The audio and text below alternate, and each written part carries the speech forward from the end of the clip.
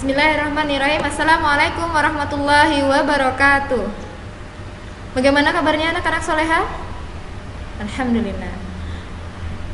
Alhamdulillahirrahmanirrahim. Puji syukur atas nikmat yang Allah berikan sehingga alhamdulillah hari ini kita kembali bisa melanjutkan materi kita untuk hari ini, untuk mata pelajaran matematika.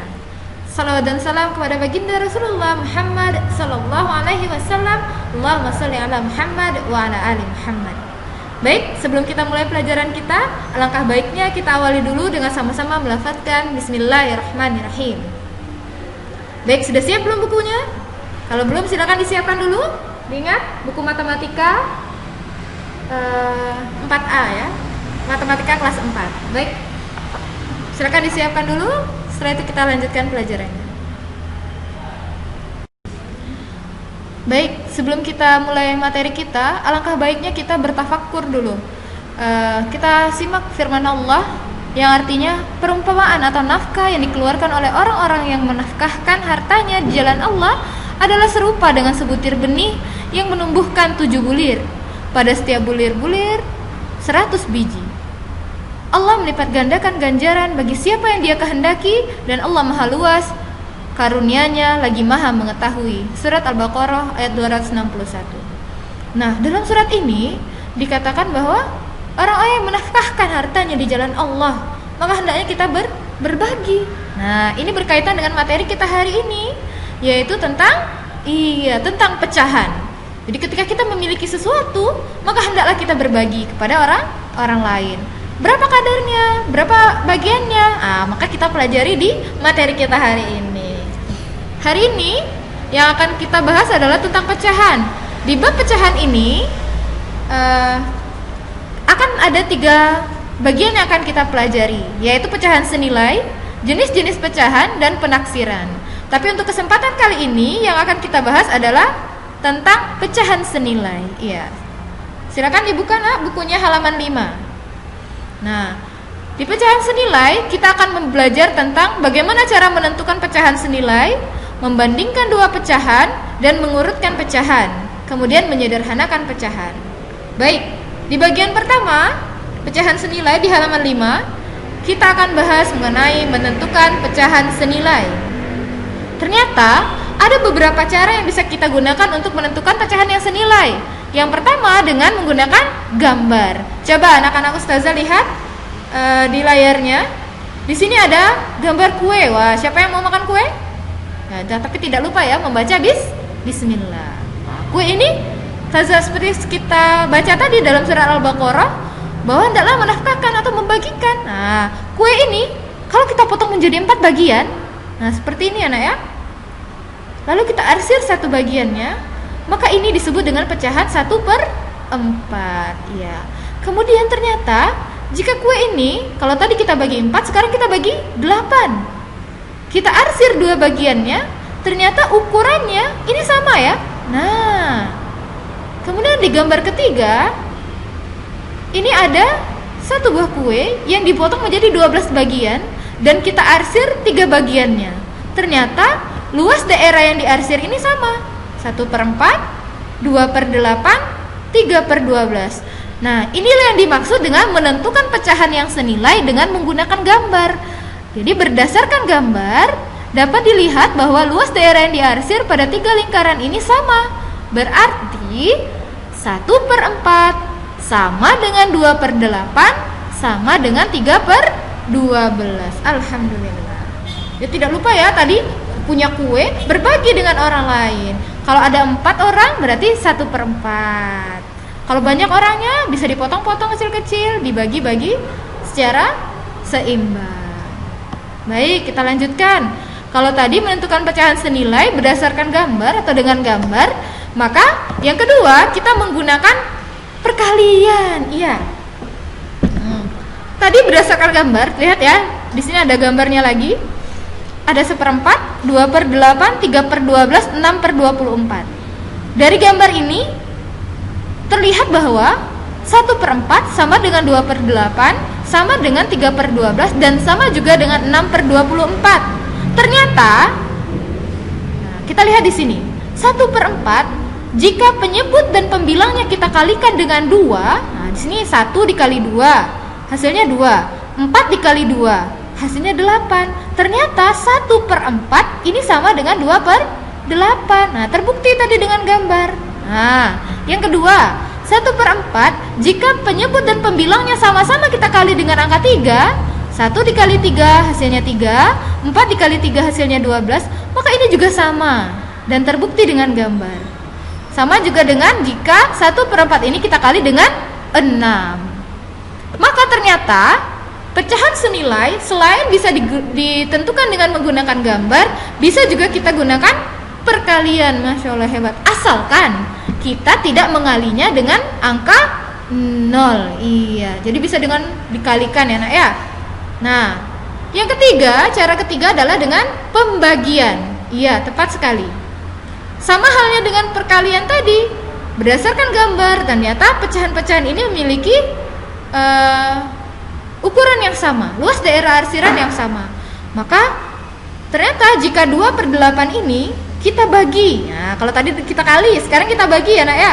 Kita bagi 2, ingat penyebut dan pembilang pembaginya harus sama. 2 dibagi 2 berapa? 1, hebat. 8 dibagi 2 berapa? 4, iya, tepat sekali. Jadi didapatkan bahwa 2/8 sama dengan 1/4. Terbukti ya nak ya? Iya. Kemudian 3/12 kita sama-sama bagi dengan angka 3. Penyebut dan pembilangnya sama-sama dibagi 3. 3 dibagi 3, 1, tepat sekali. 12 dibagi 3, 4, iya, hebat. Jadi terbukti juga bahwa 3/12 sama dengan 1/4. Jadi terbukti bahwa selain dengan gambar, dengan perkalian, pecahan senilai bisa kita peroleh dengan membagi pembilang dan penyebut dengan bilangan yang sama yang bukan 0. Alhamdulillah. Nah, untuk menentukan pecahan senilai sejauh ini bisa difahami ya nak ya? Alhamdulillah. Jadi ada 3 cara di bukunya, halaman 5 dan halaman 7 tentang pembagian. Nanti coba dikerjakan latihan-latihannya nak ya. Di halaman 6, nah itu lihat aja gambarnya. Dan di halaman 7, begitu juga di halaman 8. Sekarang kita lanjutkan pecahan senilai. Kita tentukan membandingkan 2 pecahan. Nah, 2 pecahan membandingkan 2 pecahan yang penyebutnya tidak sama. Kalau sama kan mudah kan, tinggal membandingkan pembilangnya saja, cari yang mana yang kecil, mana yang besar. Tapi kalau beda gimana Ustazah? Nah, ini ada 2 cara yang bisa kita gunakan. Silakan dibuka buku matematikanya halaman 9 ya nak ya. Nah, yang pertama kita bisa menggunakan garis bilangan. Nah, di sini jika menggunakan garis bilangan, maka pecahan yang letaknya di sebelah kanan, diingat ya, di sebelah kanan nilainya lebih besar dari pecahan yang letaknya di sebelah kiri. Nah, di sini kita lihat. Kita misalnya mau membandingkan pecahan yang 1/4 dengan 2/3. Nah, kita gambar dulu garisnya. Kita gambar garisnya, 1 garis. Kemudian garis ini karena 1/4 maka dibagi 4 bagian. Ini bagian yang pertama. Nah, ini kan, ini 1. Ini bagian kedua, bagian ketiga, bagian keempat. Nah, bagian pertama ini kan nggak ada nih, 0. Nah, sampai ke pertama ini 1/4. Dari 1/4 ke bagian kedua 2/4, 3/4, 4/4. 4/4 berapa yo? 4 dibagi 4 berapa? 1, benar sekali. Jadi di sini 4/4 atau 1. Iya. Kemudian di bawahnya, di garis yang panjangnya sama, tepat di bawahnya kita gambar juga nak garis bilangan yang kedua. Ini yang ukuran 1/3, 2/3, 3/3. Sekarang kita lihat mana 1/4? Iya, di sebelah sini ya, di kiri ya. Nah, 2/3 di mana? Di kanan. Berarti 1/4 lebih kecil atau lebih besar daripada 2/3 nak? Iya, tepat sekali. Dari gambar ini 1/4 kurang dari 2/3. Maka bisa kita simpulkan, karena letak 1/4 di sebelah kiri, maka 1/4 kurang dari 2/3. Hebat. Sekarang kita gunakan cara yang kedua. Silakan dibuka bukunya halaman 10. Membandingkan pecahan dengan menyamakan penyebut. Nah, Bagaimana cara menyamakan penyebut? Mudah sekali nak. Misalkan kita mau membandingkan pecahan yang sama tadi ya, 1/4 dengan 2/3. Maka penyebut bilangan pertama, nih ya, 1/4 kan tadi, penyebut bilangan pertama kita kalikan dengan penyebut bilangan kedua. Nah, ini bilangan pertama 1/4 dikali dengan penyebut yang kedua 3. 1/4, 4-nya dikali 3. Ingat, kalau penyebut dikali 3 supaya senilai, pembilangnya juga dikali 3. Jadi 1 dikali 3 hasilnya 3, 4 kali 3 hasilnya 12. Begitu juga yang bilangan 2/3. Kita kalikan dengan penyebut bilangan yang satunya, yaitu 4. 2 kali 4 berapa? 8. 3 kali 4? Iya, tepat 12. Maka kita menghasilkan bilangan yang penyebutnya sudah sama. Nah, jadi kita menyamakan penyebut tadi. Nah, ternyata 1/4 ini jika diubah jadi pecahan senilai yang lain, yang penyebutnya 12 adalah 3/12. Sedangkan 2/3 menjadi 8/12. Karena penyebutnya sudah sama, maka kita bandingkan pembilangnya. 3 ini kurang dari 8.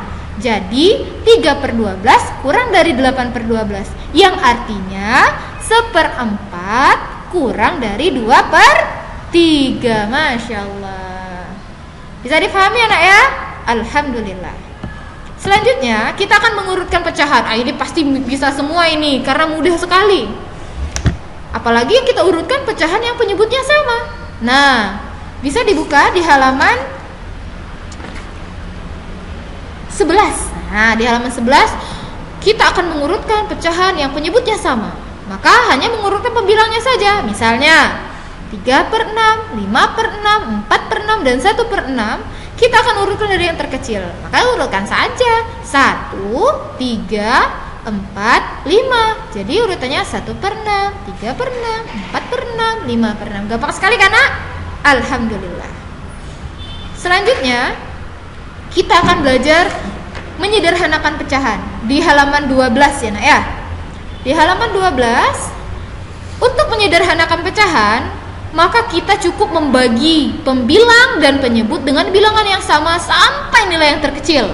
Misalnya mau menyederhanakan 12/18, maka kita kan belum tahu nih bagi berapa ya biar mudah. Jadi kita bagi 2 aja dulu. Kalau nggak bisa, baru bagi 3 dari angka terkecil. Nah, 12 dibagi 2 berapa? 6. 18 bagi 2 berapa? 9. Ternyata belum kecil, masih bisa dibagi lagi. Dibagi berapa? Dibagi 2 bisa nggak? 6 bisa sih dibagi 2. Kalau 9 nggak bisa ya? Jadi nggak bisa dibagi 2. Maka kita pilih bagi 3.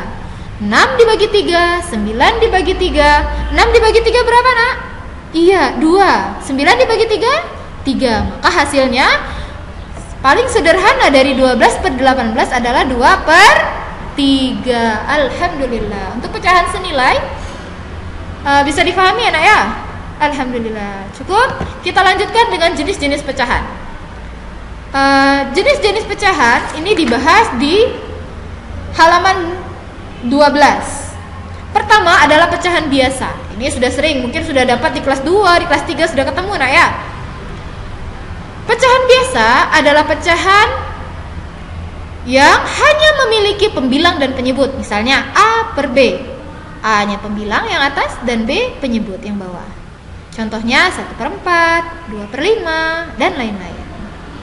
Kemudian jenis kedua adalah pecahan campuran, yaitu pecahan yang terdiri atas bilangan bulat dan pecahan biasa yang paling sederhana. Di sini ada C, A/B. C ini adalah bilangan bulat. A/B merupakan pecahan biasa. Contohnya 2, 1/4. Mana bilangan bulatnya nak? Iya, 2. Pecahan biasanya 1/4. Luar biasa, hebat. Kita lanjutkan.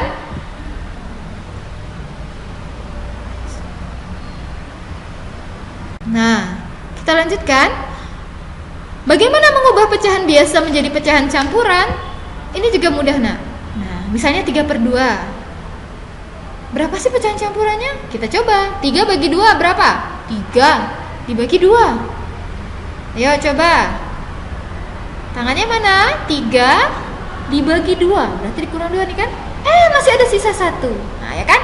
3 bagi 2 hasilnya 1. Bersisa 1. Sehingga 3/2 ini adalah 1 yang ini ya. 1 sisanya per 2. Ya, saya ya. 1 yang ini dari hasilnya, sisanya di sini 1/2. Bagaimana kalau mengubah pecahan campuran menjadi pecahan biasa? Caranya juga mudah. Misal di sini ada 4, 2/7, kita mau menjadikan pecahan biasa. Caranya 4 dikali 7, di sini ada tandanya ya. 4 dikali 7 ditambah 2/7. Bilangan penyebut yang sebelumnya. 4 dikali 7 ditambah 2. Berapa 4 kali 7 nak? Iya, 28 ditambah 2 hasilnya 30/7. Iya. Bisa nak ya? Kita lanjut. Ada pecahan desimal. Apa itu pecahan desimal? Nah, tepat sekali. Yaitu pecahan yang dituliskan dengan tanda koma. Ya, sini coba lihat contohnya. 23,65. Sekarang kita lihat nilai tempatnya 20. Berarti dia puluhan. Nilainya 20. 23. Nah, 3 ini satuan. Nilainya 3. Koma, nah kalau udah di belakang koma, maka yang pertama ini persepuluhan. Jadi nilai angka 6 ini nilai tempatnya persepuluhan, nilainya 6/10 karena dia persepuluhan, atau sama dengan 0,6. Nilai angka 5 nilai tempatnya perseratusan karena dia 2 angka di belakang koma, 1, 2. Nah, jadi dia perseratusan. 5/100. 0,05. Ini salah ya Ustazah ya, maaf ya. 0,05. Kita lanjut. Bagaimana mengubah pecahan biasa menjadi pecahan desimal? Caranya dengan mengubah pecahan biasa menjadi berpenyebut 10, 100 atau 1000, kemudian diubah ke desimal. Misalnya, pecahan desimal dari 1/4 adalah 1/4. Kalau 4 jadiin 10 bisa nggak dikali berapa coba? Nggak ada. Maka kita kali berapa yang ada hasilnya 100. Nah, coba 100 bagi 4. Oh, ternyata 25. Maka 4 dikali 25. Karena penyebutnya dikali 25, maka pembilangnya juga dikali 25. Sehingga 25/100 atau sama dengan 0,25. Bacanya 0,25.